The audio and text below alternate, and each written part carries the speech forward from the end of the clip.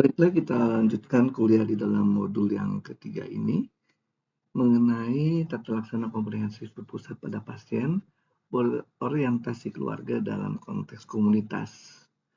Dalam kesempatan yang lain, mungkin teman-teman sejawat juga mendengar bunyi yang hampir mirip, yaitu tata laksana yang berfokus pada keluarga, berorientasi komunitas. Idenya tetap sama, yaitu bagaimana kemudian kita mendelegasikan penata laksanaan pasien ini perlu peran aktif dari pasien, keluarga, maupun komunitas. Tentu saja tidak semua kasus, sekali lagi hanya pada kasus-kasus yang memang punya indikasi untuk dilakukan pendekatan kedokteran keluarga. Jadi tujuan dari materi ini disampaikan, dan ini terkait kemudian dengan penugasan sampai kepada praktek mandiri, adalah supaya para peserta mampu menyusun rencana tata laksana pasien yang komprehensif, kemudian menyusun indikator keberhasilannya, serta mengorganisasikan sumber-sumber daya yang ada. Yang dalam hal ini fokusnya pada sumber daya manusia kesehatan, juga pasien dan keluarga serta komunitas adalah bagian dari kemitraan untuk penata laksanaan pasien tersebut.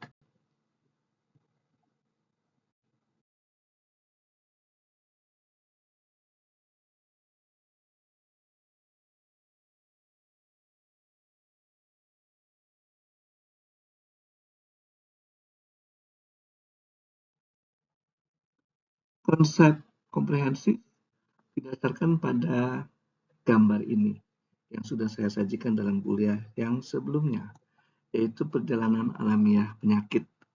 Dan di sini kita melihat bahwa perjalanan alamiah penyakit ini dan juga sebenarnya kehidupan seperti anak tangga yang digambarkan di tengah, pada satu saat tertentu tidak semua orang akan mengalami penyakit yang membawa kepada kematian.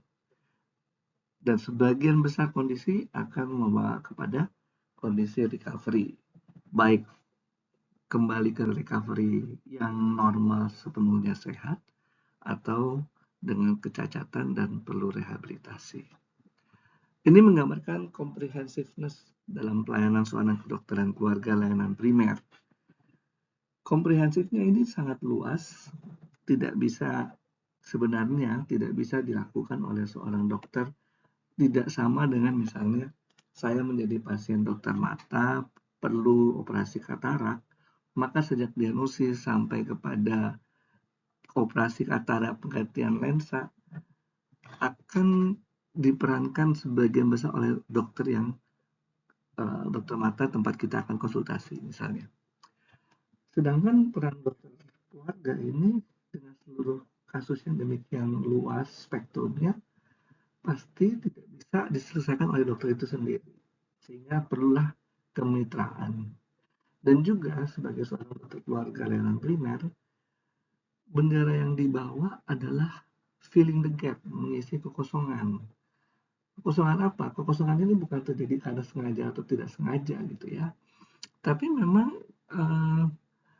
ketika kita melihat perkembangan penyakit, perjalanan penyakit, ada fase-fase di mana ya kemudian baik orang, individu maupun dokter sendiri tidak menyadari perkembangan penyakit itu. Sehingga kemudian tidak ada komunikasi, tidak ada interaksi, atau tidak ada action yang berkaitan dengan masalah penyakit kesehatan yang ditemui seseorang. Nah, inilah yang kemudian kita mau tuangkan dengan comprehensiveness of patient management, yang di dalamnya secara sadar perannya bukan hanya dokter, tetapi pasien atau individu itu sendiri mempunyai peran yang besar bersama-sama dengan keluarga dan komunitas sehingga tercapai hasil yang seoptimal mungkin. Kita sudah diperkenalkan kepada 4 tingkat pencegahan, primer, sekunder, tersier, dan kuartener. Lalu di sini di bawahnya dalam tabel-tabel tersebut Anda bisa melihat berbagai aktivitas medis yang bisa kita tuangkan untuk menjadi pelayanan klinik tempat kita bekerja, vaskes tempat kita bekerja, rumah sakit tempat kita bekerja. Tentu saja kalau kita bicara level pencegahan di sini,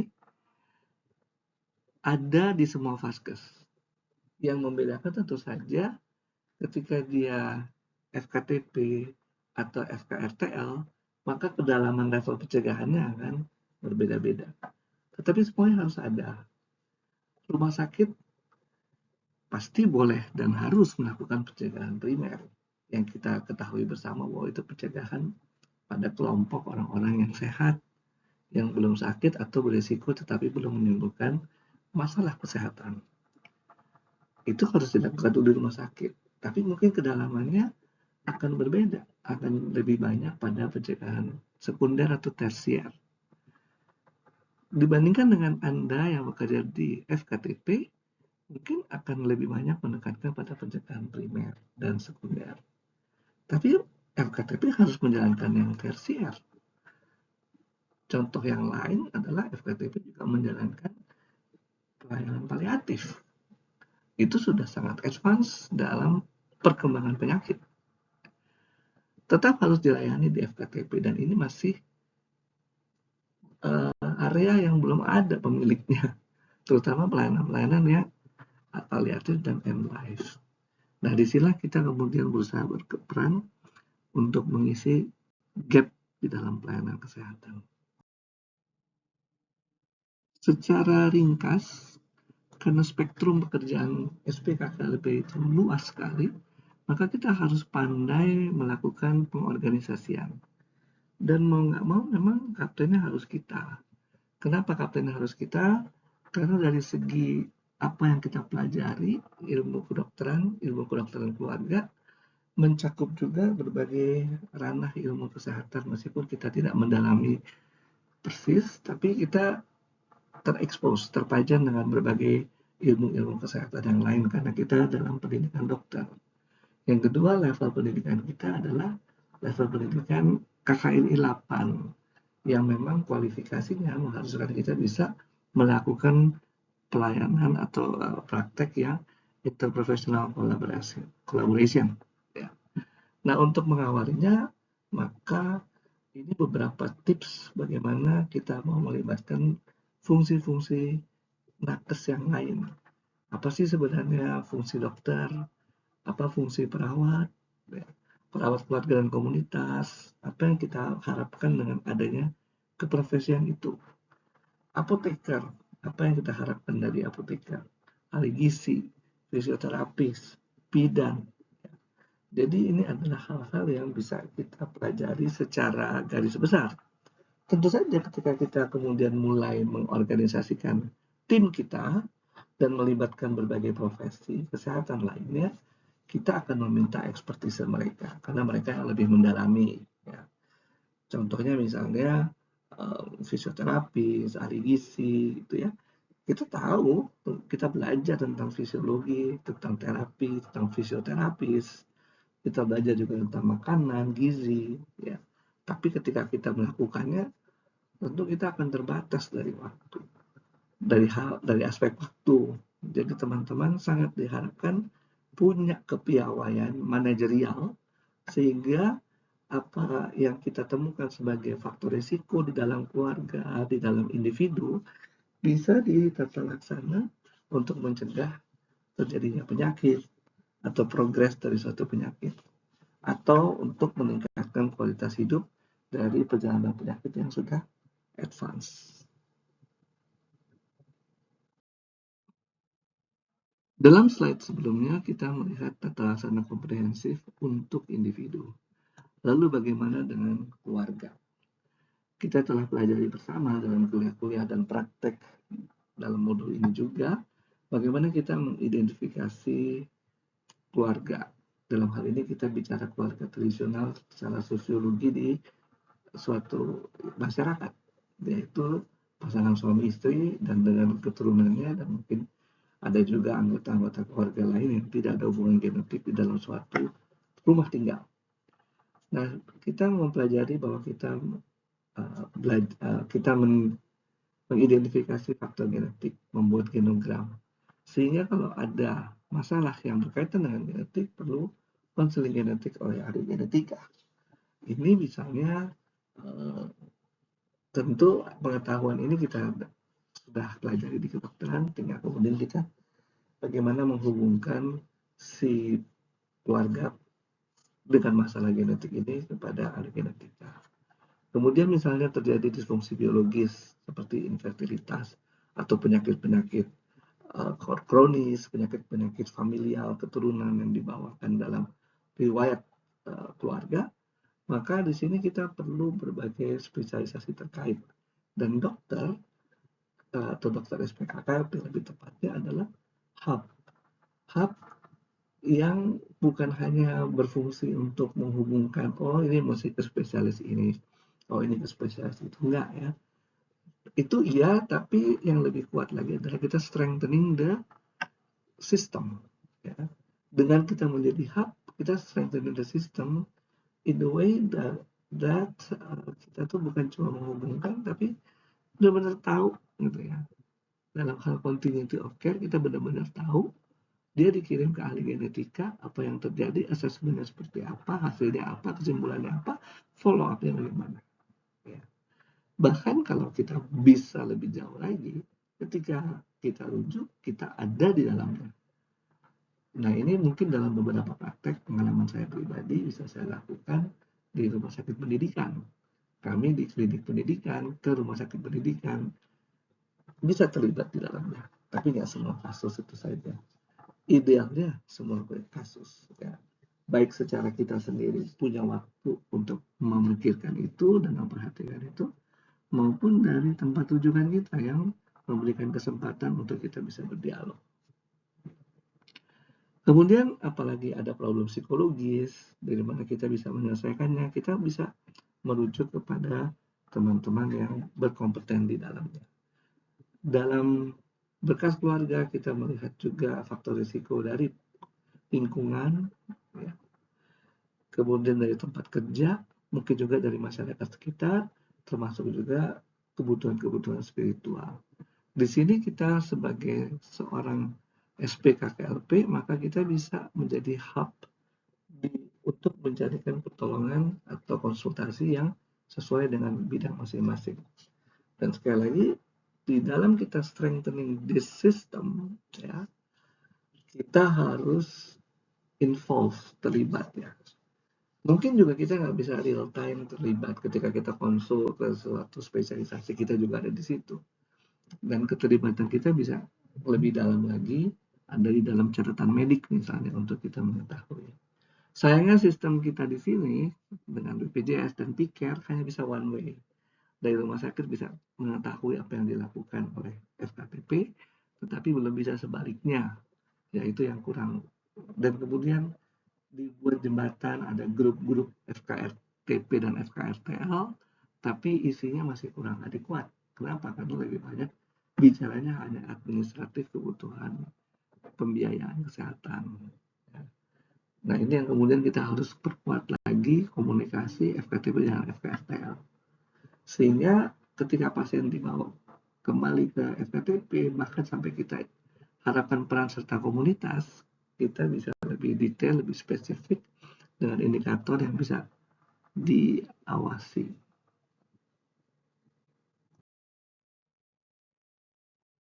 Sampai level tertentu, keluarga dilibatkan, keluarga berupaya, tapi belum tentu semuanya selesai di keluarga. Ada misalnya variabel yang namanya social determinants of health, berkaitan dengan ekonomi di wilayah, aksesibilitas di suatu wilayah, dan sebagainya. Maka dengan kondisi yang seperti itu, kita perlu melibatkan komunitas. Ya. Prinsipnya tetap komprehensif, sama. Yaitu mulai dari pelayanan primer, sekunder, tersier, kuartener. Nah, pelibatan komunitasnya ini yang perlu kemudian bersama-sama dengan komunitas itu sendiri. Sebenarnya semua yang kita pelajari ini sudah tergambar, sudah dicoba dilakukan sejak Indonesia berdiri ya. Sejak ada konsep puskesmas. Kemudian dituangkan dalam berbagai program dan sebagainya lintas sektor, itu kita ketahui bersama. Tapi kemudian pelaksanaannya ya barangkali tidak seperti apa yang diharapkan, sehingga kemudian proses ini berubah-berubah. Dan itu bukan cuma problem Indonesia, itu problem dunia. Ada yang dulu namanya Al-Ata, Health for All, ya, kemudian sekarang reformasi di dalam pelayanan primer, ya. Nah, reformasi dalam pelayanan kesehatan Indonesia baru mendeklarasinya itu tahun 2022 ya, atau 2021 ya lupa.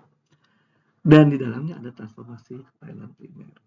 Di mana kemudian di sini ketika kita mendelegasikan kepada komunitas, maka komunitasnya adalah yang mengatur semua pelaksanaan pembiayaan dan sebagainya.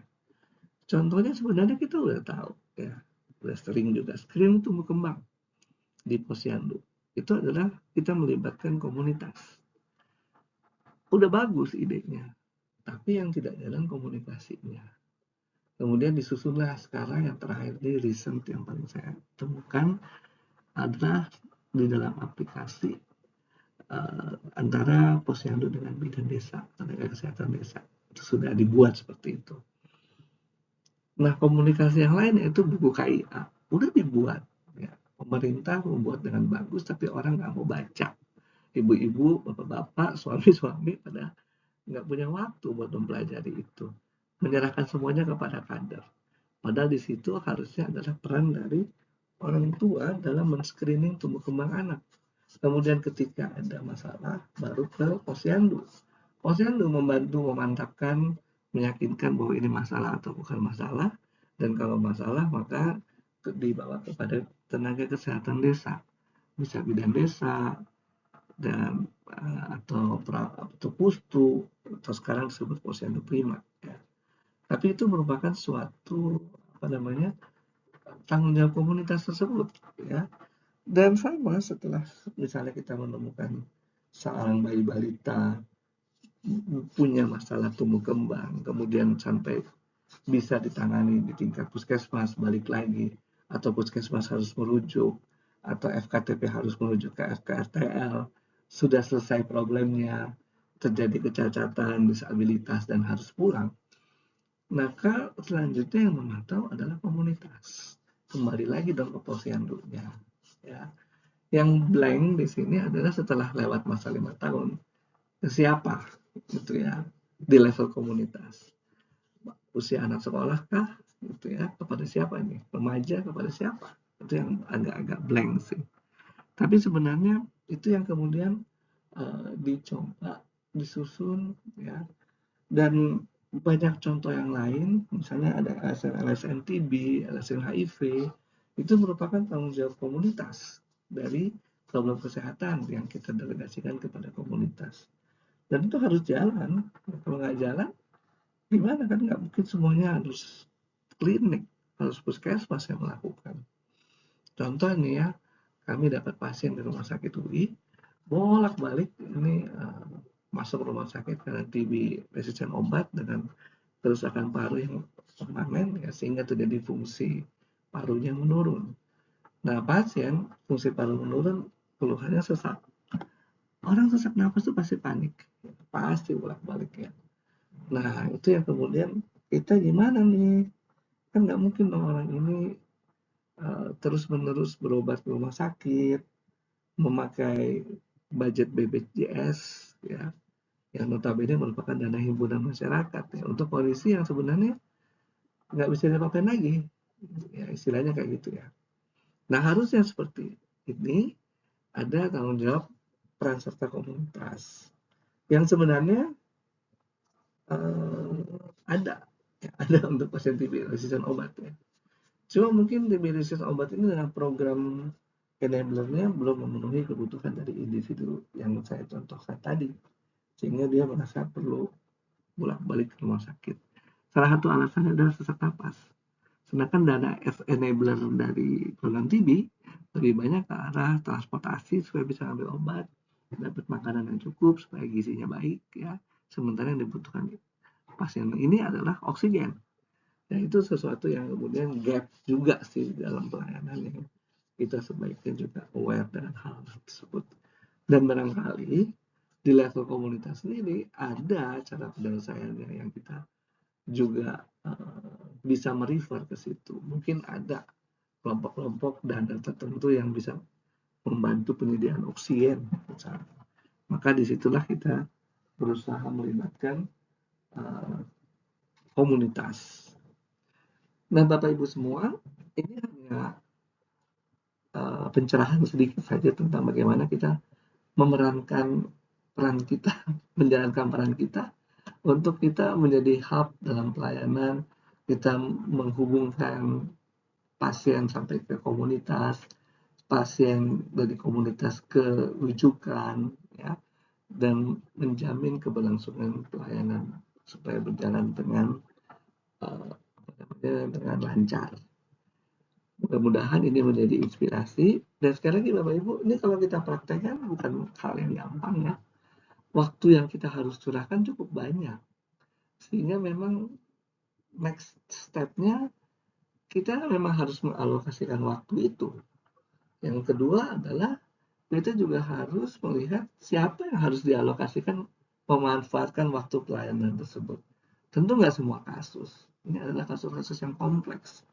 Yang ketiga, kita harus juga melihat alokasi sumber daya, termasuk sumber daya artinya sumber daya manusia yang pertama, yang kedua sumber daya dari klinik sendiri, ya fisik dan non fisik, ya sumber daya yang hidup maupun tidak hidup, ya. Dan kemudian dengan proses manajerial yang baik, tentu kita melakukan pendelegasian, supervisi dan monitoring serta evaluasi, sehingga kemudian case-case kita ini tertangani dengan baik, pasiennya juga aman, dan ujung-ujungnya society yang sehat itu kembali ke kita lagi, ya, selain kepada pasiennya juga kepada dokternya tentu saja. Dokternya hidupnya nggak capek gitu ya, ngurusin pasien yang sama bolak-balik terus misalnya ya. Dalam pembiayaan misalnya dia kapitasi di BPJS untuk FKTP juga kita nggak dalam tanda kutip kehabisan budget. Yang paling simpel aja, mengukur, memeriksa gula darah. Kan kita kalau delegasi yang ke Posbindu, maka kan budgetnya dari komunitas. Ya.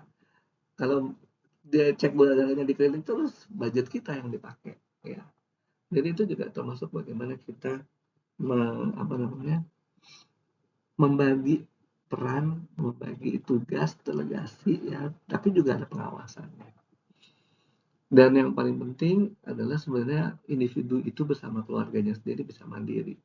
Saya juga ada pasien yang seperti itu, yang mereka periksa sendiri, punya alat-alat sendiri, kemudian rutin melaporkan kepada saya.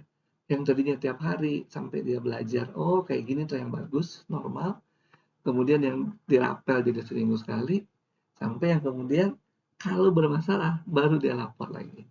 Tapi saya tahu dia periksa terus karena data rutinnya selalu disajikan pada saya.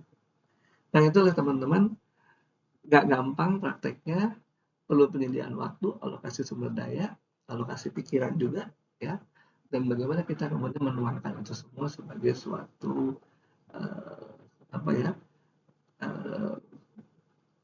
suatu pelayanan yang bermutu, tapi juga buat kita ada ininya juga, pasti ada remunerasi yang sesuai. Terima kasih, semoga modul ini bisa bermanfaat dan kita akan lanjut pada diskusi dan tugas lapangan untuk Bapak Ibu test drive istilahnya ya, test case, test drive.